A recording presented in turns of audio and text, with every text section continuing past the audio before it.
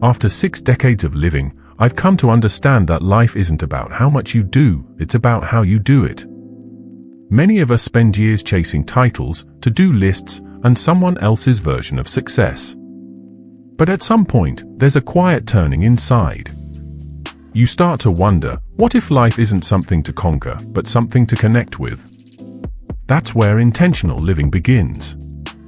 And here, on Today is a Gift, I want to invite you into that quiet space, where we stop rushing and start listening. Where we learn to shape the life we long for, not in a single leap, but with small, steady steps. You're not late.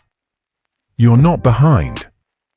You're exactly where your next chapter can begin.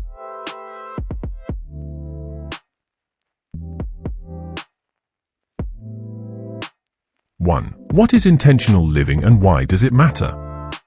After living through 6 decades, I've learned that life doesn't slow down, it just gets quieter. And in that quiet, you begin to notice, so many of us spend years moving fast, but without direction. We tick boxes, meet deadlines, do what's expected. But intentional living, that's something else entirely. It's waking up in the morning and asking, what really matters to me today? It's not about chasing some grand idea of success, it's about choosing what feels right in your bones. I've come to see that a peaceful life isn't built on doing more, but on doing what aligns. You stop living on autopilot.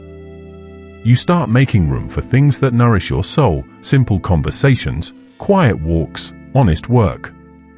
Living with intention doesn't make life easier, but it does make it more meaningful. And at this stage in life, meaning is worth more than noise. 2. Reflecting on where you are right now. Take it from someone who's seen many seasons come and go, clarity doesn't arrive all at once. It begins when you dare to pause and look honestly at where you are. Years ago, I used to run a small shop. I worked long hours, kept busy, told myself I was doing what needed to be done. But deep down, I knew I was just surviving, not living. One evening, after forgetting my daughter's school recital yet again, I sat alone in the stockroom and asked myself, is this the life I really want to keep choosing? That was the beginning of change. You don't need a grand revelation. Sometimes it's just noticing how drained you feel after a day's work, or how quiet your joy has become. Maybe your calendar is full, but your heart feels empty. Reflecting means paying attention to those signs. What parts of your life feel aligned? Which ones leave you feeling off, restless, or lost? Real change starts when you tell the truth to yourself, even if it's whispered. 3. Crafting your ideal future. People often think your future is something far away, shaped by luck or chance. But after all these years, I've come to believe your future is something you quietly shape every single day, with your thoughts, your choices, your intentions. I remember an old friend of mine, Ruth. She was a retired nurse who always dreamed of running a small book cafe.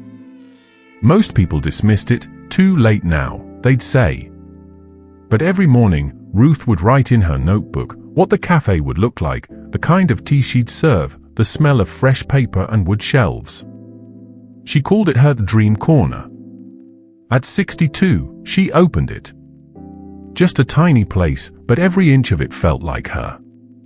That's the thing about crafting your ideal future, it starts in quiet places. You don't need to have everything figured out.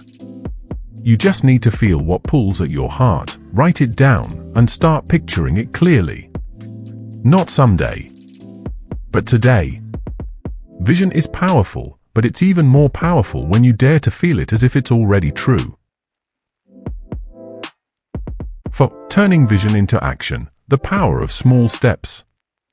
Dreams are beautiful, but they only begin to breathe when we give them legs. Over the years, I've watched many people get stuck between the life they imagine and the life they live, not because they lack passion, but because they wait for the right time. Truth is, there rarely is one.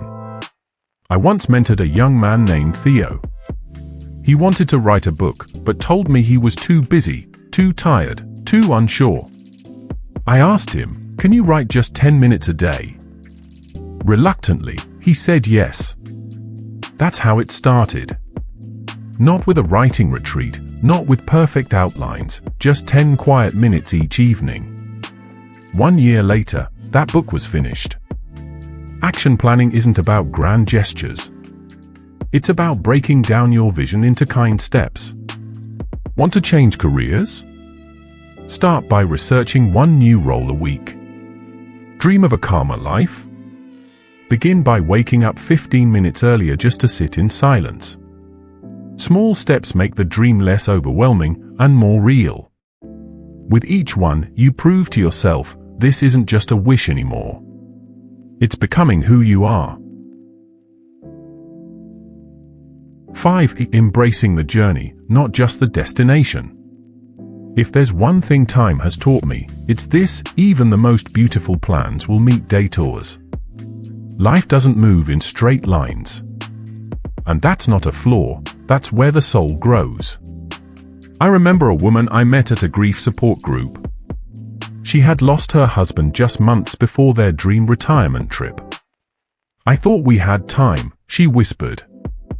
And yet, she still carried a softness in her voice. She told me how she now planted a tree every year, in every place they had hoped to visit, just one tree, one root, to honor the dream and the man she loved. That, to me, is grace. Embracing the journey means allowing space for the unexpected. Some days you'll take leaps. Other days, you'll barely move. But every step counts. Stay close to your why. Let yourself rest without guilt. Celebrate small wins. And when it gets hard, and it will, remind yourself you're still becoming. And that becoming is the gift. You don't need to have all the answers. You don't need to wait until life feels ready. All you need is the courage to begin where you are, with what you have, and with a little more intention than yesterday. Because the truth is, your life is already speaking. Living with intention is how you begin to truly listen. And if this message touched something in you, I invite you to stay connected with me here on Today is a Gift. Every story, every reflection is just a gentle reminder this moment matters. And so do you.